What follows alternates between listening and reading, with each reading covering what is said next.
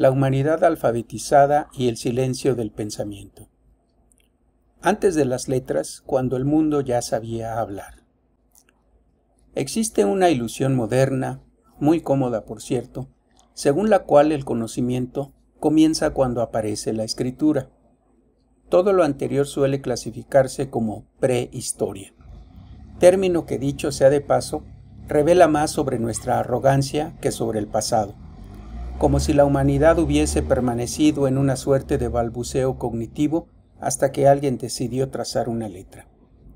Sin embargo, basta observar una pintura rupestre, un calendario agrícola, un tejido simbólico o una arquitectura ritual para comprender que el ser humano pensaba estructuralmente antes de escribir linealmente.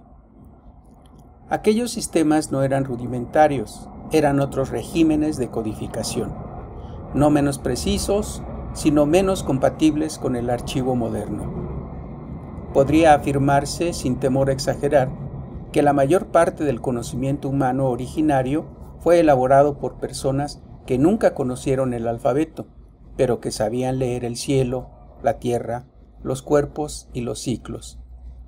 La invención de la escritura no sustituyó ese saber. Lo seleccionó, lo tradujo parcialmente y en muchos casos lo descartó por no encajar en la sintaxis del poder emergente.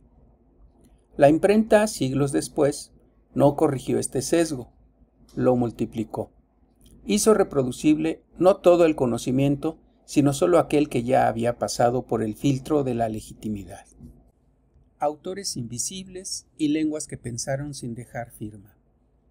Si hojeamos la historia del pensamiento humano, encontramos una paradoja inquietante. Casi todo lo que sabemos no tiene autor identificable, y casi todos los autores identificables representan una fracción mínima de quienes pensaron. La humanidad ha producido conocimiento colectivamente, pero lo ha archivado individualmente. El resultado es una biblioteca mundial donde los nombres propios ocupan los lomos visibles, mientras que los saberes anónimos sostienen la estructura desde el sótano. A esto se suma otro fenómeno, la desaparición de lenguas. Cada lengua extinguida no es solo un sistema gramatical perdido, sino una forma particular de organizar el mundo, una epistemología completa que deja de ser decible. No es que esas lenguas no hayan pensado, es que dejaron de ser escuchadas. Así, la historia del conocimiento no es solo una historia de ideas, sino una historia de silenciamientos. Y conviene subrayarlo, muchos de esos silencios no fueron accidentales, sino funcionales a sistemas de dominación cultural, religiosa o económica. La alfabetización como promesa incumplida. Llegamos entonces a una de las ironías más refinadas de la modernidad. Nunca antes tantas personas supieron leer y escribir, y nunca antes tantas personas se sintieron incapaces de decir lo que piensan. Este fenómeno suele atribuirse a carencias individuales, falta de talento, de disciplina, de vocabulario, cuando en realidad se trata de un problema estructural. Se enseñó a decodificar textos, pero no a codificar pensamiento. Se entrenó la lectura como consumo, no la escritura como construcción de sentido. El resultado es una humanidad alfabetizada pero insegura, capaz de reconocer una buena idea ajena y profundamente desconfiada de la propia, como si el pensamiento necesitara un permiso externo para existir. Aquí aparece una figura inquietante, el sujeto que piensa sin legitimidad, no porque su idea sea débil, sino porque no domina la sintaxis que la vuelve visible. En este punto, la escritura deja de ser herramienta y se convierte en aduana. Sintaxis, metodología y el papel inesperado de la inteligencia artificial. Toda civilización se sostiene sobre métodos, incluso cuando finge no tenerlos. La propuesta de una metodología sintáctica universal no busca homogeneizar el pensamiento humano, sino hacerlo transitable. La clave no está en imponer qué decir, sino en cómo articular lo que ya se piensa. Una idea, al carecer de estructura, no desaparece, se dispersa. La sintaxis, en este sentido, no es un corsé, sino un andamiaje. Aquí la inteligencia artificial introduce un giro inesperado. No como autora ni como juez, sino como mediadora estructural. Al asistir en la organización del discurso, la inteligencia artificial permite que millones de personas atraviesen por primera vez el umbral entre pensar y decir. Este proceso tiene un efecto colateral inquietante. Al reorganizar masivamente el discurso humano, comienzan a hacerse visibles errores históricos normalizados, interpretaciones interesadas, dogmas sostenidos más por repetición que por coherencia. No se trata de una revolución violenta, sino de algo más peligroso, una clarificación progresiva. Hacia una ética de la claridad, consecuencias más allá del texto.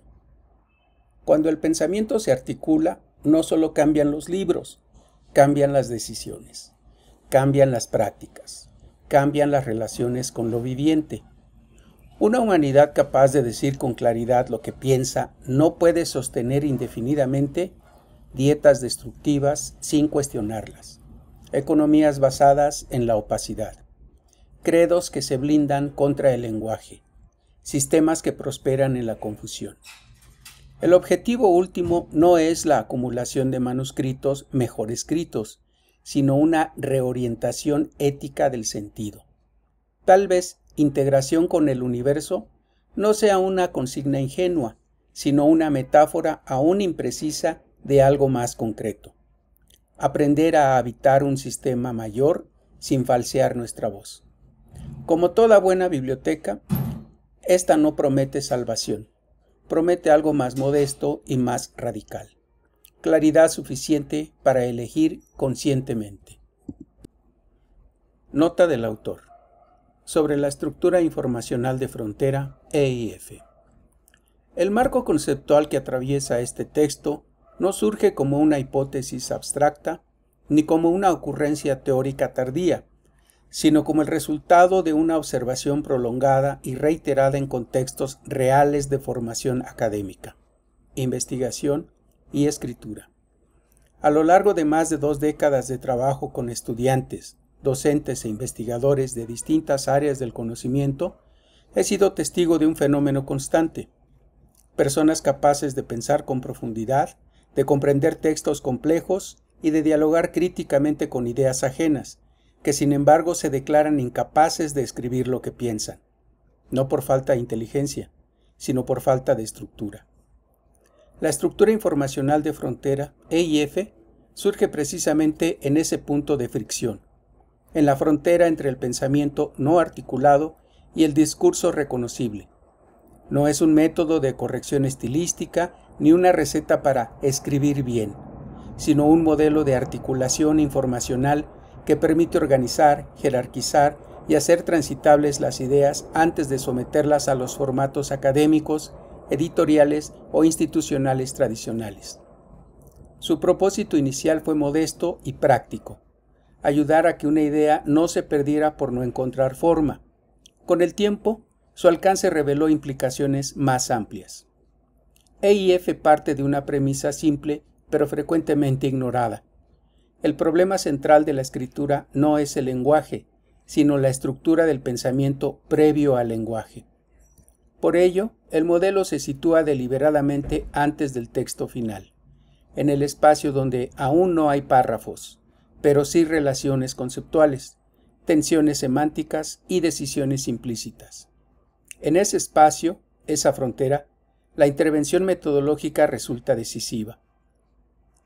La integración de herramientas de inteligencia artificial dentro del modelo EIF no obedece a una fascinación tecnológica ni a un desplazamiento de la autoría humana.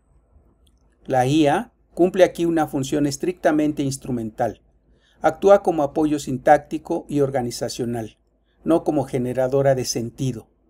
Su valor reside en facilitar la visualización de estructuras, detectar incoherencias, evidenciar repeticiones históricas y hacer explícitos errores que durante décadas han sido preservados y normalizados por inercias institucionales o intereses de clase. En este sentido, la IA no sustituye el pensamiento humano, lo obliga a volverse claro. El texto que precede puede leerse, entonces, como una expansión reflexiva de los principios que sostienen EIF. No pretende presentar el modelo en términos técnicos ni operativos, sino situarlo dentro de una problemática mayor, la de una humanidad alfabetizada que aún no ha aprendido a decir. EIF es una respuesta posible, no la única, a esa fractura histórica entre saber y expresar, entre pensar y ser reconocido. Si este ensayo logra algo, no será convencer al lector de adoptar una metodología específica, sino invitarlo a reconocer que muchas de las limitaciones que atribuye a sí mismo no son fallas personales, sino consecuencias de un sistema que enseñó a leer sin enseñar a articular. En ese reconocimiento comienza, quizá, la verdadera frontera, aquella en la que el pensamiento deja de sentirse ilegítimo y empieza, por fin, a tomar forma.